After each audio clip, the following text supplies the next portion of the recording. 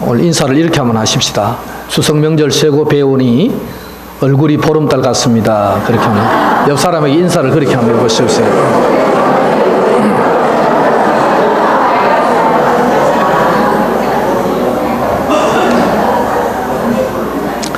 예, 제가 앞에서 봐도 뭘 잘 잡섰는지 몰라도 얼굴이 보름달처럼 보입니다.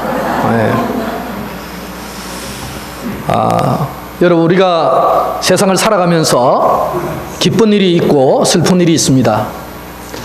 언제가 가장 기쁘다고 생각합니까?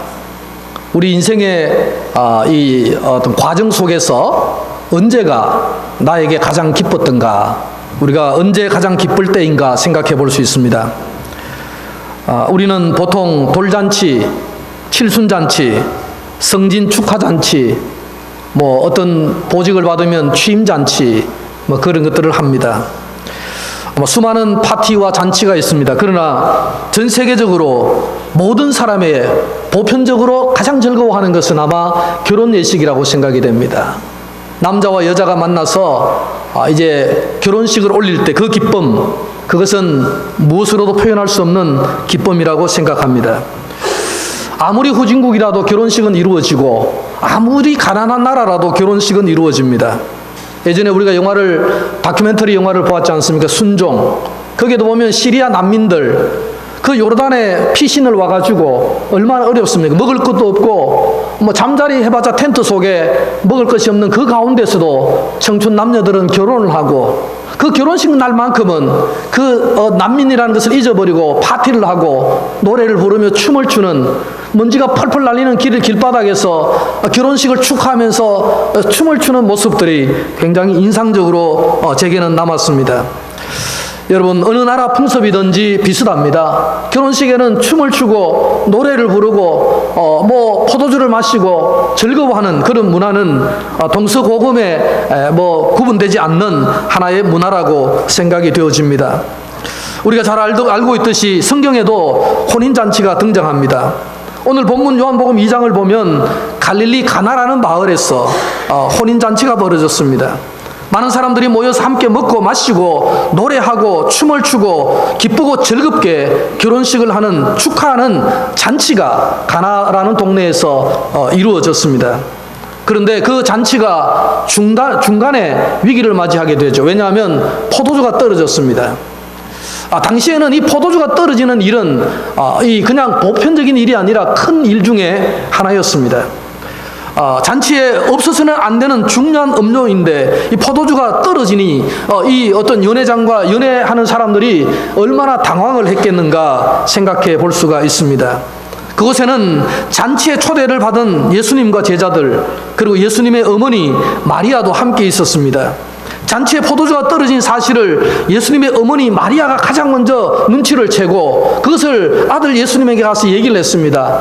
잔치집에 포도주가 떨어졌다. 이것은 굉장한 위기를 지금 모면하기 위해서, 극복하기 위해서 예수를 향해서 아들 예수님에게 찾아가서 말을 했습니다. 그래서 포도주가 없다, 포도주가 떨어졌다, 그런 고백을 했습니다.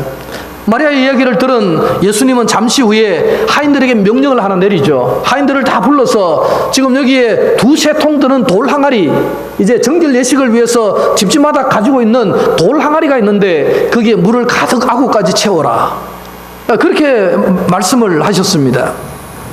그리고는 이제 이 하인들이 아구까지 물을 다 채웠는데 이제 물을 떠서, 거기에 있는 물을 떠서 연회장에 갖다 주니까 연회장은 너무 마시고는 이렇게 좋은 포도주가 왜 이제 나오냐고 그렇게 놀라는 그런 모습이 나오고 있습니다.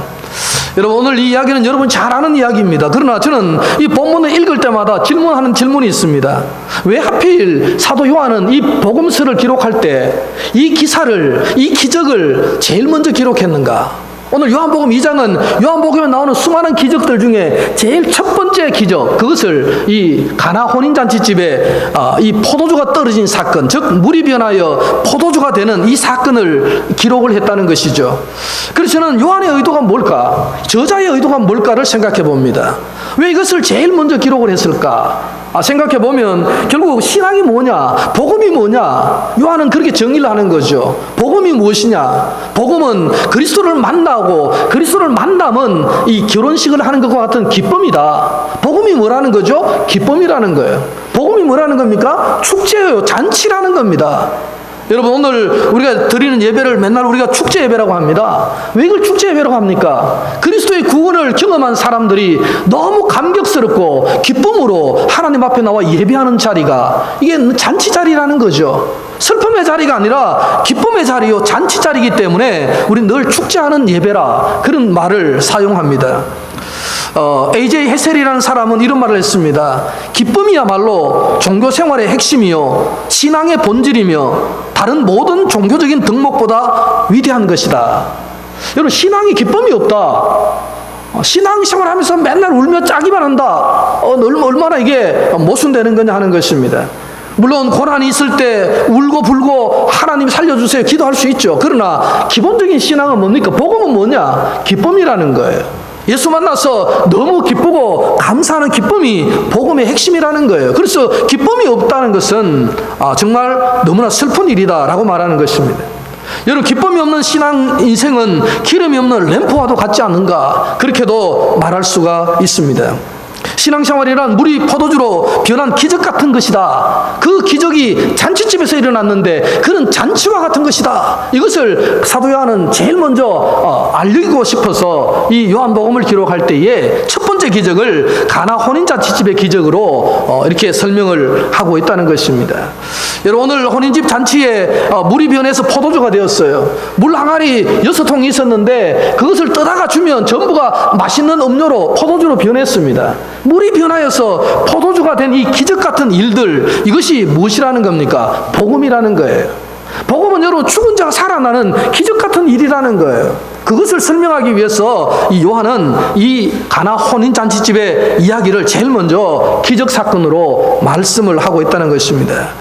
여러분, 그러나 오늘 이 기적의 이야기 속에서 제일 중요한 인물들은 누굴까요? 연회장일까요? 신랑일까요? 신부일까요? 아니면 마리아일까요? 예수님일까요? 누구일까요? 저는 오늘 이 본문에 나타난 인물 중에서 가장 중요한 인물은, 물론 주님이 가장 중요합니다. 주님 없다면 아무것도 없겠죠. 그러나 그 주님 앞에 순종했던 사람이 있습니다. 누굽니까? 하인들이죠. 하인들. 별로 주목받지 못하는 그런 하인들인데 이름도 없어요. 그러나 그들이 가장 오늘 중요한 체험을 하는 사람들 중에 한 사람들이다라고 생각이 됩니다. 여러분, 지금 시대가 어떤 시대입니까? 자기 주장 강하게 피력하고 자기 생각이 남의 것보다 더 중요하고 혼자만의 것들을 고집하는 이런 세대 속에서 순종이라는 단어가 잘 어울리지 않는 것 같아요. 순종은 왠지 권위적인 것 같고 또 군대 용어 같기도 하고 이런 것 같잖아요. 그런데 가만히 보면 이 순종이라는 단어가 굉장히 중요하다는 것을 우리는 알 수가 있습니다. 하나님 말씀에 순종하면 뭐가 일어난다는 거죠? 기적이 일어난다. 이거를 지금 여기서는 말씀하고 싶은 것입니다. 이 말이 때로는 우습게 느껴질지 모르지만 그러나 역사 이래 지금까지 순종을 통해서, 하나님의 이 기록된 말씀에 순종을 통해서 기적을 경험한 수많은 간증과 수많은 사람들이 있으면 우리가 부인할 수가 없다는 것입니다. 여러분, 그래서 오늘 저는 이 순종에 대해서 몇 가지만 말씀을 드리려고 합니다.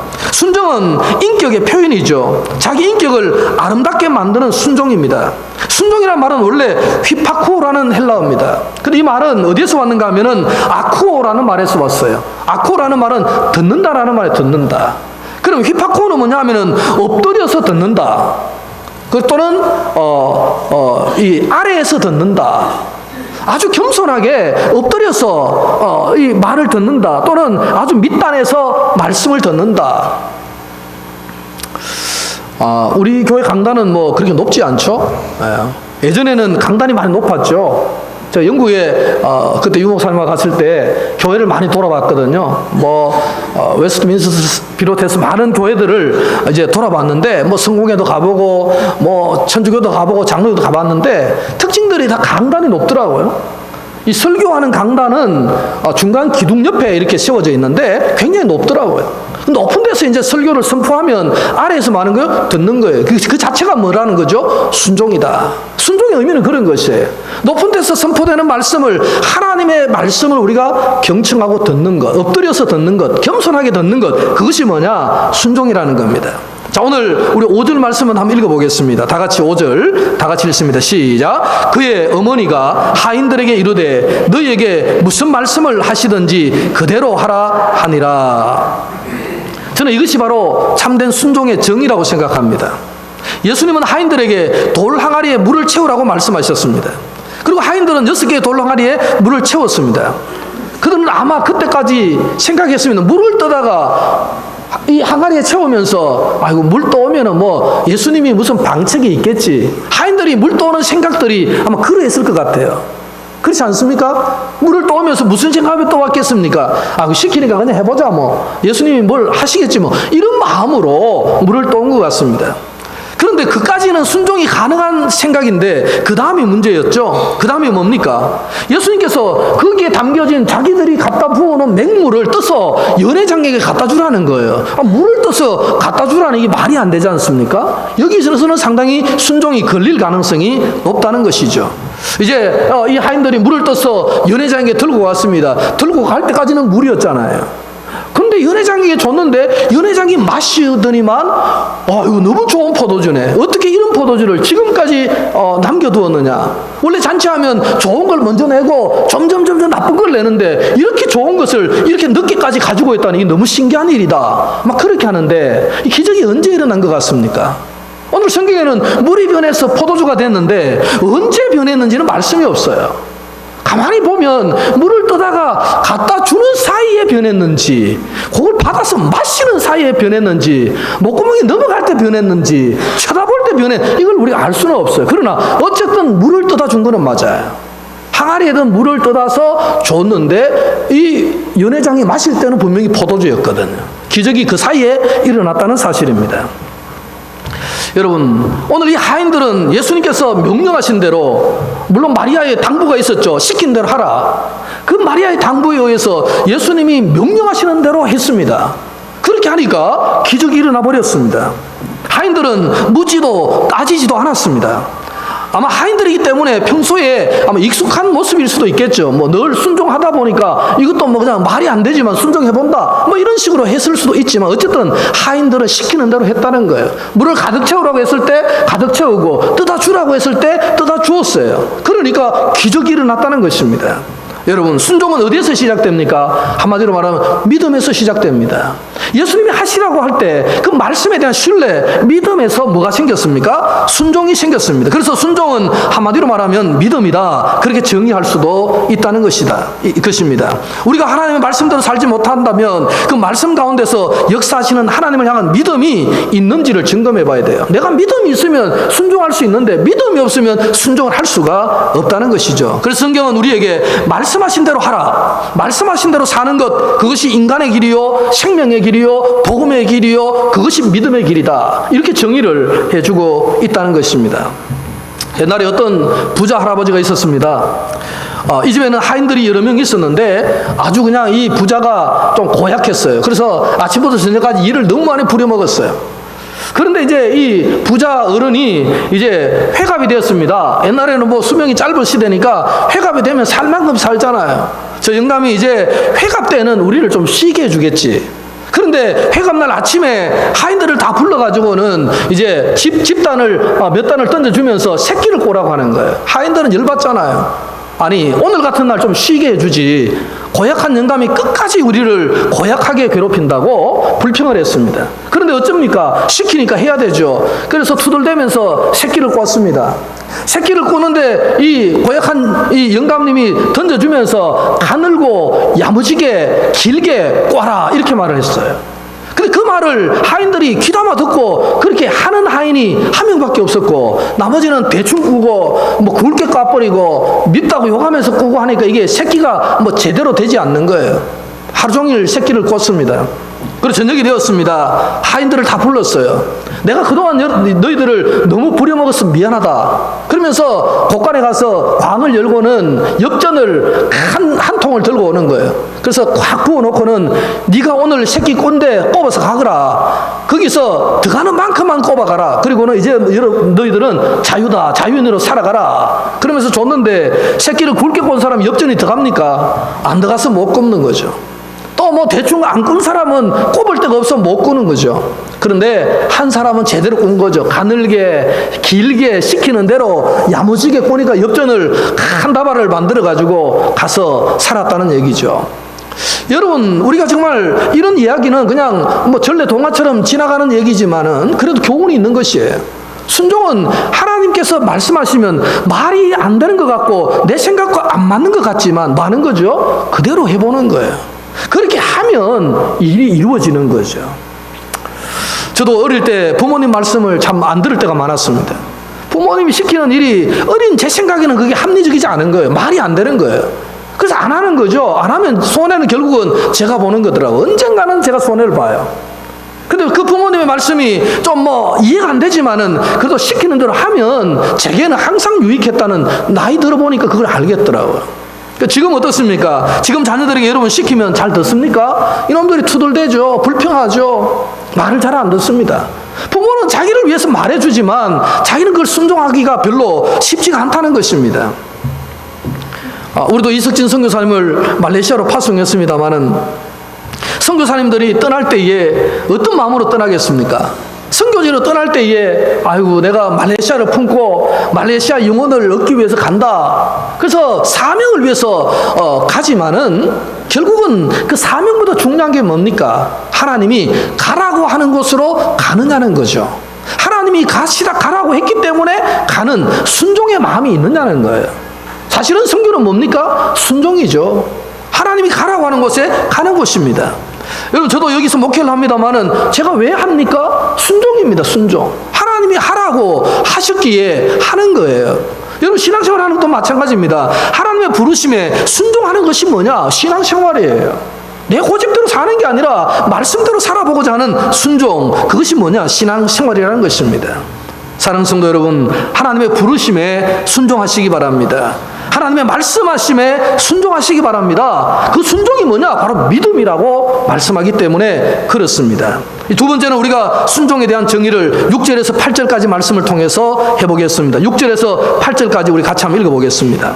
시작. 거기에 유대인의 정결 예식을 따라 두세 통 드는 돌 항아리 6이 놓였는지라. 예수께서 그들에게 이르시되 항아리에 물을 채우라 하신즉 아기까지 채우니 이제는 떠서 연회장에게 갖다 주라 하심에 갖다 주었더니.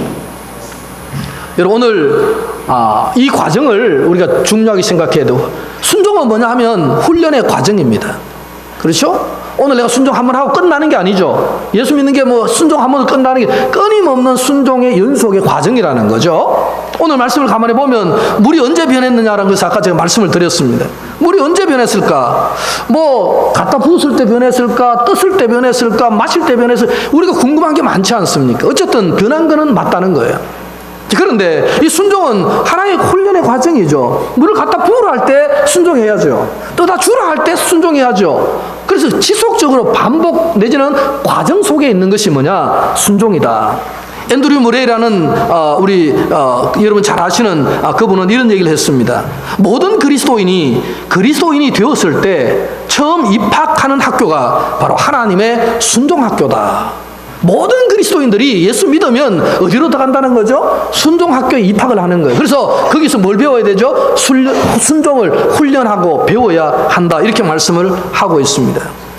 여러분, 예수님께서 하인들에게 두세 통 들어가는 돌 항아리에 물을 채우게 하시고 그것을 떠다 연회장에 가져가게 할 필요가 있었느냐는 것입니다. 그냥 처음부터 예수님이 만들면 되잖아요. 그런데도 예수님은 꼭 하인들에게 시켜서 그 과정을 겪어서 기적을 만들어 내셨다는 것이죠. 이유가 뭘까요? 그것은 바로 순종을 훈련하기 위한 것이다 말씀할 수가 있습니다. 순종은 믿음의 계단이라고 생각할 수 있습니다. 여러분, 순종의 과정은 힘들지만 순종의 열매는 모든 사람들이 지금 포도주로 즐기잖아요. 그 하객들이 얼마나 많이 왔는데 다 먹고 마실 정도로 즐겁게 되었다는 거죠. 순종의 순종의 열매는 너무나 아름답다는 것입니다. 여러분, 우리가 요한복음 11장에 보면 죽은 나사로를 예수님이 살리는 사건이 나옵니다. 죽은 나사로를 살릴 때 예수님이 말씀을 하시죠. 나사로야 나오너라. 그러니까 나사로가 죽은지 나흘이 되었는데 일어나서 천을 만채로 나오지 않습니까? 그런데 그 앞에 어떤 일이 벌어졌을까요? 예수님은 죽은 나사로 불러내시기 전에 사람들에게, 함께한 사람들에게 돌을 굴려내라. 아니, 예수님께서 죽은 자를 살리실 정도의 능력이라면 스스로 돌을 굴러나가게 하시고 나사로에 나오라 하면 되는데 사람들에게 그 무거운 돌을 굴려내라. 그래서 사람들은 가서 낑낑대면서 무덤에 있는 돌을 굴려냈을 때 그 다음에 나사로야 나오라 말씀하셨다는 거예요. 그 돌을 굴려내는 과정이 왜 필요하냐 이거죠. 주님은 그냥 돌멩이 그냥 굴러가게 한마디 하시면 굴러갈 텐데, 바다를 잠잠케 하시는 능력으로 돌멩이가 굴러가라 하면 굴러갈 텐데 왜 그걸 사람들에게 시키느냐는 거죠. 여러분, 주님이 하시는 기적의 역사는 반드시 뭐를 통해서 합니까? 사람의 역할을 통해서, 순종의 과정을 통해서 하기 때문에 사람들을 참여를 시켰다는 것입니다.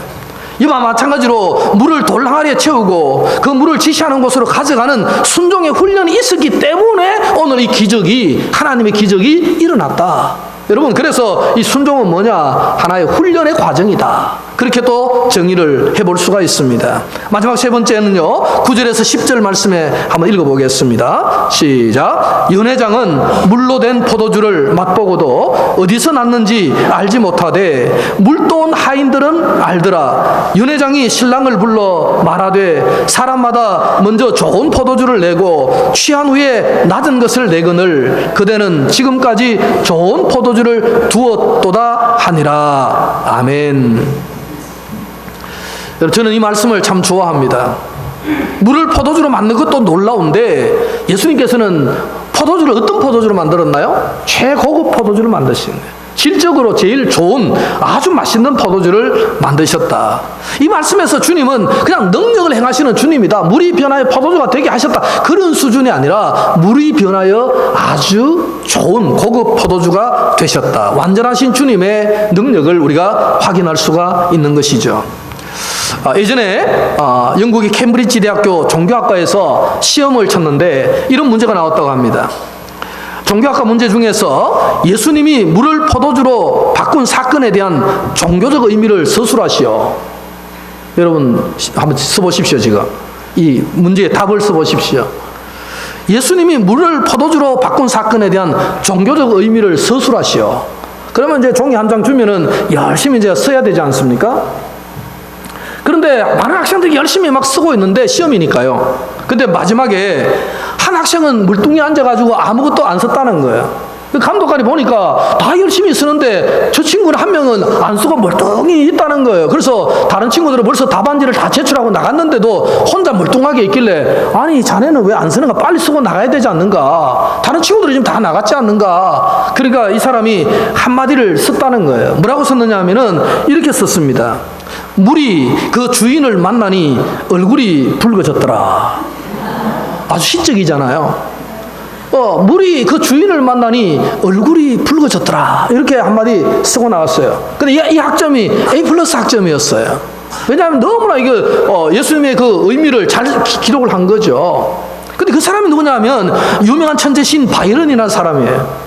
시인이 시적으로 쓴 거예요. 자기는 아무리 구상해도 이 표현을, 종교적 의미를 그 시적인 표현 이외에는 더 이상 할 게 없어요. 그래서 물이 뭐라고 하죠? 물이 주인을 만나니까 얼굴이 붉어졌다. 그렇게밖에 자기는 표현할 길이 없었다는 것입니다. 여러분, 오늘도 물이 주인을 만났습니다. 오늘 이 잔치집에 물이 주인을 만나니까 포도주로 변했습니다. 기적의 주체가 누구냐? 예수님이시죠. 주님께서 기적을 만드셨습니다. 그런데 그 기적의 수혜자들은 지금 많아졌죠. 잔치에 온 사람들 다 많아졌습니다. 굉장히 많은 사람이 좋은 포도주를 마셨습니다. 그런데 중요한 것은 뭡니까? 최고의 은혜를 누린 사람이 누굴까요? 그 포도주를 마신 사람일까요? 저는 생각에 이 하인들은 포도주를 한 모금도 못 마신 것 같아요. 뭐 떠다주기 바빴으니까요. 이 좋은 포도주가 나왔으니 계속 요청했을 것이고, 하인들은 정신없이 이 포도주 배달을 하는 그런 사람이니까 자기들은 마시지 못했을 겁니다. 그런데 여러분, 포도주를 마신 사람들은 예수님의 기적을 경험을 못했죠. 이 어떻게 포도주가 됐는지, 원래 있었던 건지 아무 의미를 모르잖아요. 하객들, 그 수많은 사람들은 포도주를 마시며 목구멍은 즐거웠고 기분은 좋았을지 모르지만 진짜 영적인 의미는 전혀 몰랐잖아요. 그런데 하인들은 뭐예요? 오늘 보니까 하인들은 알더라. 뭘 알았습니까? 이게 누가 기적을 행하였는지, 어떻게 이 기적이 일어났는지. 하인들은 처음부터 순종했기 때문에 모든 과정을 다 알고 있었던 사람이 누굽니까? 하인들이라는 거예요. 여러분, 순종한 사람, 하인들은 뭘 알았습니까? 순종이 기적이다, 순종이 축복이다, 순종이 믿음이다, 순종이 훈련이다, 이런 모든 것을 안 사람은 누구냐는 거예요. 하인들이었다는 겁니다. 여러분, 하나님 말씀에 순종하는 것이 때로 어렵습니다. 때로 우리가 순종하기 힘들어요. 그러나 순종할 때 우리는 뭘 알 수 있느냐? 하나님의 기적이 무엇인가를 알 수 있고, 하나님이 누구신가를 알 수 있고, 이 기적이 무엇을 의미하는지도 알 수 있다는 거예요. 순종해본 자만이 알 수 있다는 것입니다. 기도해본 자만이 기도의 응답이 무엇인지, 기도의 능력이 무엇인지를 알 수 있다는 겁니다. 헌신해본 사람이 헌신의 기쁨이 뭔지를 알 수 있다는 겁니다. 안 해본 사람은 뭐예요? 그냥 오감으로 대충 그냥 보고 듣고 마시고 그냥 쾌락으로 끝나지만, 순종해본 사람은 쾌락의 단계가 아니라 신앙의 의미를 깊이 들어가서 하나님의 마음을 알 수가 있는 그 단계까지 갈 수 있다는 거예요. 똑같이 여러분이 앉아서 오늘 예배를 드립니다. 똑같이 우리가 여기 앉아서 예배를 드리지만, 어떤 사람은 신앙의 깊은 단계를 아는데 어떤 사람은 맨날 그냥 아주 가벼운 신앙만 알다가 평생 그렇게 살아갑니다.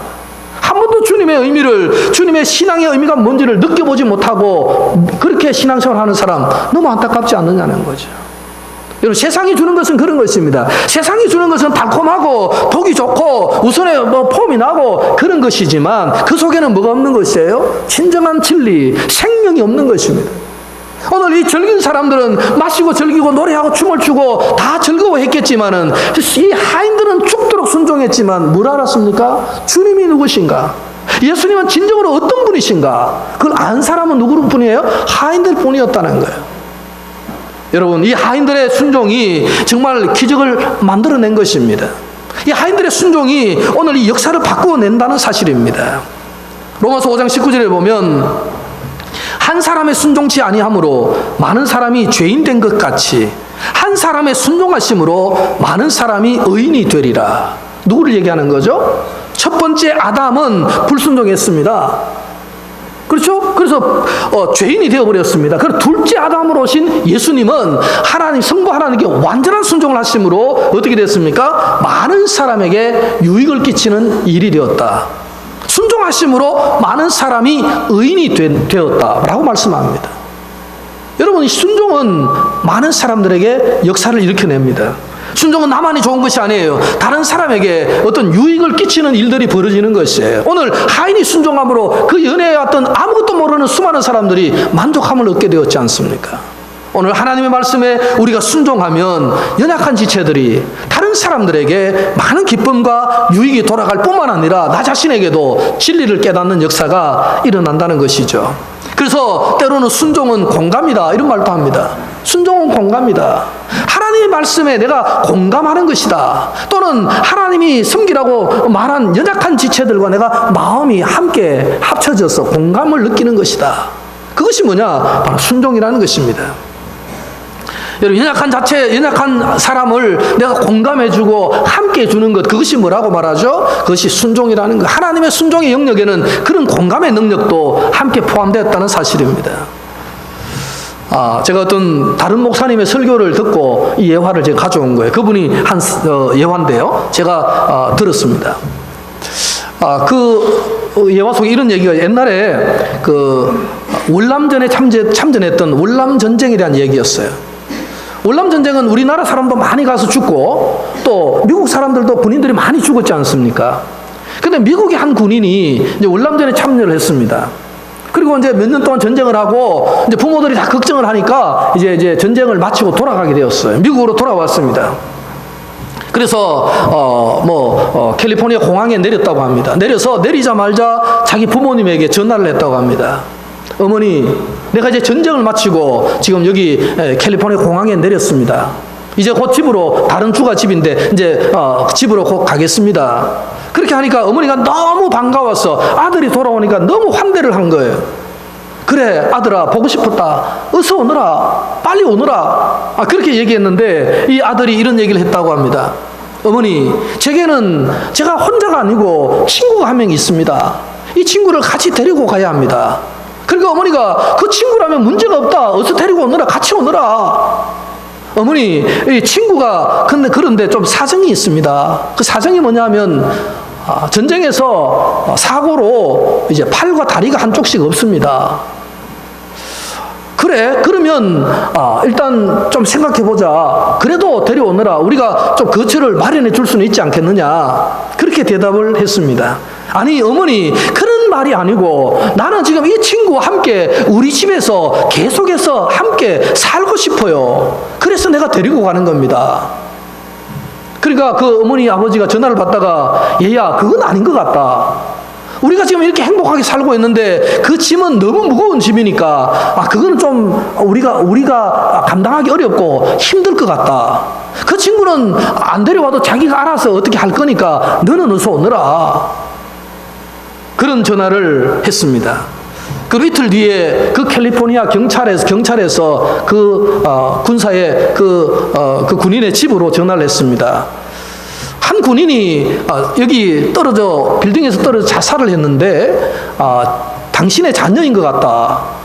그 부모님이 청천벽력 같은 아들이 이틀 동안 돌아오지 않았는데 급하게 가보니까 아들이 죽어 있었다는 겁니다. 그 죽음을 보니까 그게 친구가 아니라 바로 자기 아들이었다는 거죠.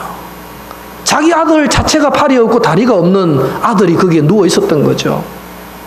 여러분, 이 아들은 자기 집으로 돌아가는 그 과정에서 그 부모님에게 자기가 짐이 될까 안 될까를 그렇게 물어봤는데, 어머니는 그 아들은 멀쩡한 아들은 내 아들이지만 그 병든 아들은 아닌 것처럼 우리가 짐이 너무 무거우니까 버려두고 오라, 그 짐은 자기가 알아서 해결하지 않겠는가라고 말했으니, 그 아들의 마음에는 나는 돌아가봤자 부모에게 짐밖에 되지 않지 않느냐, 그렇게 해서 이틀 만에 자살을 해버린 사건입니다. 여러분, 우리가 하나님을 믿고 하나님께 순종한다는 것은 그런 것입니다.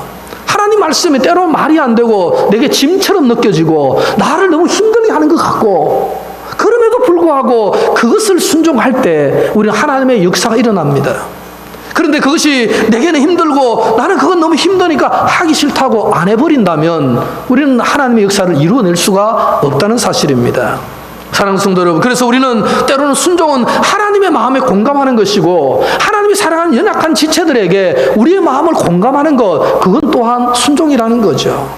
그것을 이 작은 소자 하나에게 한 것이 곧 나에게 한 것이라는 예수님의 말씀에 우리가 동행하는 것, 공감하는 게 무엇입니까? 그것이 때로는 우리에게 짐으로 다가올 수 있습니다.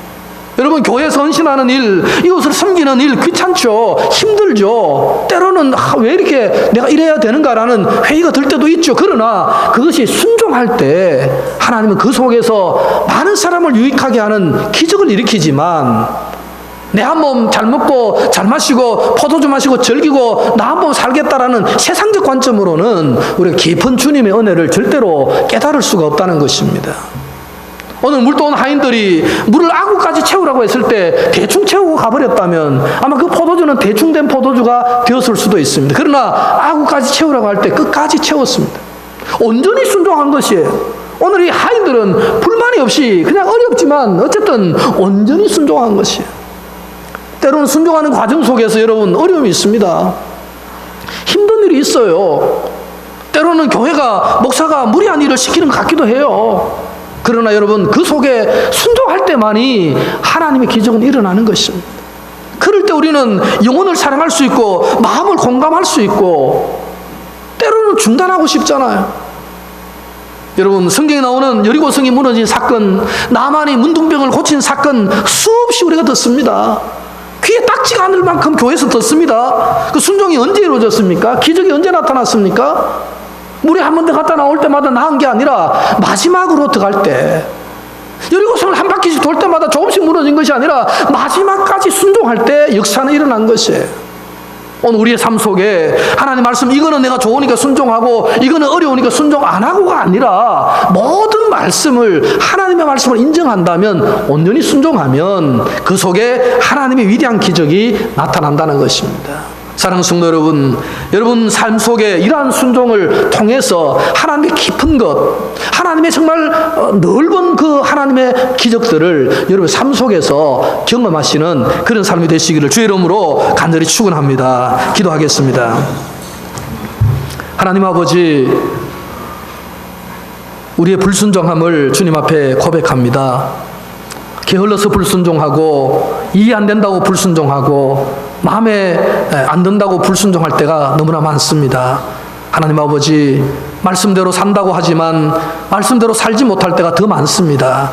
아버지 하나님, 이 시간 오늘 진정한 순종이 무언가 다시 한번 생각해 봅니다. 물돈 하인들은 하나님의 기적, 주님의 기적을 알 수 있었습니다. 그러나 포도주를 마신 사람들은 아무것도 모른 채 마시다가 인생을 끝내버렸습니다. 아버지 하나님, 오늘 우리는 마시고 즐기는 이런 하객들과 같은 신앙이 아니라 물돈 하인들과 같은 모든 과정을 경험하는 그런 순종의 신앙, 믿음의 신앙인들이 되기를 원합니다. 우리 비전교회 성도들, 하나님 아주 온전한 순종을 통해서 하나님의 기적을 맛보고 깨닫고 느끼고, 인생이 때로는 힘들지만 그 길을 묵묵히 걸어가는 그런 믿음의 사람들이 다 될 수 있도록 아버지 하나님 인도하여 주옵소서. 예수님의 이름으로 기도드리옵나이다.